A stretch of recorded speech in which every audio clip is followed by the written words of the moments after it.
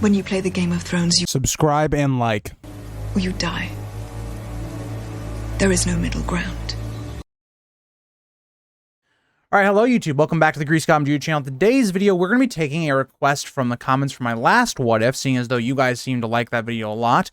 So we're going to be talking about what if Bran had remembered what had happened at the tower, that Jaime had pushed him off and he had seen Jaime and Cersei sleeping together. What would have happened? What would have changed? Before we get into the video, I wanted to thank all of my Patreons and members for supporting the channel. If you did want to become one, you get videos early, and also I will be doing exclusive content for House of the Dragon, doing, preview videos. Then once the actual episodes start dropping, my main reviews by myself outside of streams will be only for YouTube members and Patreon. So consider that if you wanted to be part of that. Let's kind of set the groundwork of where we are in the story. So when Bran wakes up, Catelyn has already left for King's Landing because she wants to basically get more information about the Stagger. There's been an assassination attempt on Bran's life, and Ned has also just kind of arrived at King's Landing.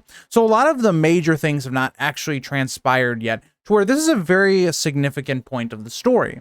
Now, what would happen as soon as Bran wakes up? Well, he would have Robb and Lewin who would be in charge and looking over him. Bran would tell them, oh, okay, Jaime tried to kill me and all this stuff. And that confirms those suspicions that the Lannisters tried to have Bran killed. So, with this being said, I believe that they would do some ravens to King's Landing to inform Ned.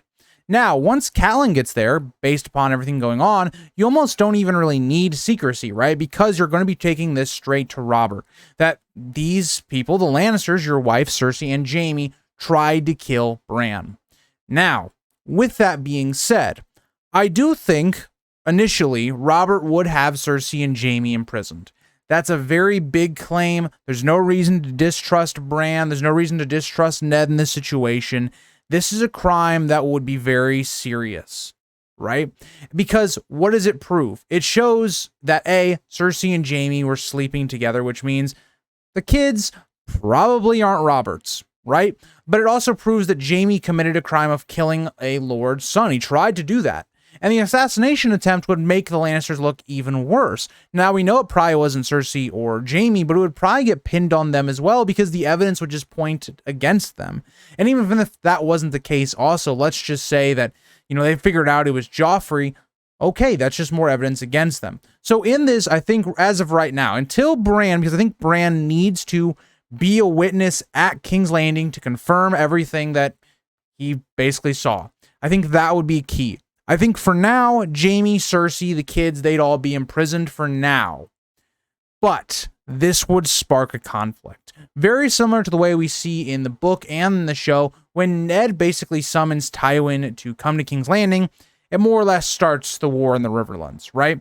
And that's going to be the same here. Even if Robert does, try to get Tywin to come answer for the crimes of his daughter and son, it wouldn't matter. I think Tywin would realize it's a fight or flight type situation, right? Either you fight or you're going to probably go into exile. And that's not the Tywin way. So Tywin, I think, is going to fight. There's no reason for him to come to King's Landing. It would basically just almost make him a prisoner. Something similar to like Rickard when he goes to answer for the crimes of Brandon during the Mad King's time. And I think Tywin would understand that. And so you have a lot of things kind of conflicting at the same time, right? When Tyrion, who is still in the north this time, he would also end up being stuck in the north. So I think it's actually really likely that Tyrion also would become a captive, right? Eventually, he would just be found in the north, and he would become captive as well. So, with all of this being said, we get to this point where what happens after this? Well, the country's kind of against Tywin. And you're going to be thinking, well, what could Littlefinger and Varys do here that would maybe change it? Varys doesn't really want a war yet, right? He wants peace for now until Daenerys or young Griff is ready. So maybe he would try to say, okay, we need to have some sort of peace. Maybe we have Jaime go to the Night's Watch and Cersei is, maybe sent into exile or something. But that would not do. Right? Tywin would not accept that, right? Because then his whole line is basically gone. It would then fall to his brother Kevin's line and so forth. So I think at this time that wouldn't matter. I don't think there's really a way to peace unless Bran and Ned and Robert are killed. You'd have to kill like 3 different people here just to get it to where it would kind of even out the balance of power here. And I don't think that's a position that could actually happen here, even though Littlefinger and Varys would maybe be scheming to do so. And so I actually think at this short-term point of the story, I think it's very likely here that Varys and Littlefinger don't have a lot of room to wiggle to gain power and things like that, or kind of create the situation where the Starks get killed off. And so you got to think about something else here. Remember why Ned even went south? Ned went south because they got a message from Lysa that told them that Jon Arryn was murdered by the Lannisters. It's more evidence that maybe it's not true, but Littlefinger would actually probably just allow this to happen, because then it takes all of the blame off of Lysa and him and puts it on the Lannisters, right? And so it just kind of drives that conflict some more, which he wanted. It just didn't go exactly correct. And so what I think we would end up seeing is, I think Bran would probably make it south. Maybe that's with Robb. I think we could just see Robb mobilize the entire north going south like we saw already in the story, and then Bran would just make it to King's Landing to confirm what he heard, all of that. All of this, I think, would end up leading to Jaime's death, Cersei's death, their children's death. All of those people would be dead. I think we'd see a conflict with basically all of Westeros against the Lannisters. Again, who are the Lannisters going to get as allies? Obviously not the Dornish, right? That doesn't make any sense. I don't see a situation in which the Reach also helps Tywin, given that now Robert would be open to a marriage in which Robert and Margaery were already being linked together, and Renly was trying to kind of put that together already. So I think the Reach would already be on the throne with Robert.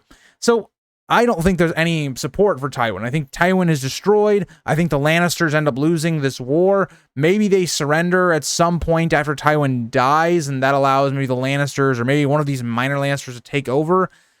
It's not completely likely, because Robert may just want all of them dead, and so maybe another family is put in charge of the West. Who knows who that would be? And so we come to this point where I actually think Westeros would be quite peaceful, right? There wouldn't be a lot of factions going against each other. All of that would be pretty good. We wouldn't see Barristan getting dismissed from the Kingsguard, which would actually lead to Daenerys' death. Remember, Barristan actually saves her as well from the Manticore little thing that attacks her. But also, we would just continue to probably see more attacks on Daenerys, right? Given the fact that Robert only reverts that on his deathbed, kind of a come to Jesus moment right before his death. I think Daenerys would probably die. Viserys would die in the same way that happens in the book. I think the Targaryens, for the most part, would die out outside of Young Griff. And so Young Griff is very weird scenario, because he is someone that would never have really the chance to come to Westeros when it was not unified. And so that plan would maybe be forestalled for quite a long time. But one thing that would be different in this situation is the North would actually have much more stability, much more capabilities to actually help against the wildling attack. And maybe Mance wouldn't even attack, given, he knew when he attacked in the book that the North wouldn't be behind the wall, so that they could probably get through. That's not going to be the scenario here. Ned is going to have them prepared. Robb would still be in charge. He wouldn't be dead. The Ironborn would not be invading the North. They actually probably would have invaded the Lannisters in the Westerlands like they did in their first rebellion, probably during this time as well, when Tywin is at war. So I think during this scenario, everything kind of seems to line up pretty good, except one major component. And that is that Daenerys is dead. There's no dragons in the world at this point. Or if there are, well, their mother is dead, so they're not really tamed dragons anymore. And so at this time, we would see this War of the Others, which would eventually creep up and happen, and maybe Westeros would be united against the threat, and I think they would. Again, Ned and Robert being fairly close, I think Robert would believe Ned if Ned eventually believed the other's threat, which would probably happen given all the things that happen in the normal story. The issue would be, I don't think it's going to be possible to defeat the others without the dragons. Even with a unified North and all of these things, I'm not sure what would happen there. And the other part of this is the Horn of Winter. Would that ever be taken by Euron? If that is the way that the wall comes down, it's by maybe Euron getting the Horn of Winter from Sam. That doesn't seem likely to happen in this scenario either, because again, Balon never invades the North. None of that stuff happens, so it's probably very likely that Balon is not killed by Euron. And even if that strategy of Euron's propped up, what would he say? Again, Daenerys would be dead. So again, I think it's likely that Balon would still be alive in this scenario. Theon would be fine in this scenario. So again, there's a lot of things in which you look at this and you go, okay, there's actually a lot more stability in Westeros, but I think the issue would be eventually the others would come over. They would get to the wall. Now, how do they get over the wall? How do they get through the wall? it's very likely that we could see a stalemate for a very long time, with the others just relentlessly attacking the wall, but never being able to take it until years down the road, until the living are just worn out. They're just throwing resources at the wall to try and protect it, and it's slowly breaking them down. But we still are not sure how the others get through. Also, something else that would maybe put a dent in the plans of in the Bloodraven and the Old Gods is Bran would never go north of the wall either. So how would that impact things? Would Bran not being north of the wall and all that things, would Jon actually die when he tries to desert, given that Bran actually helps him escape?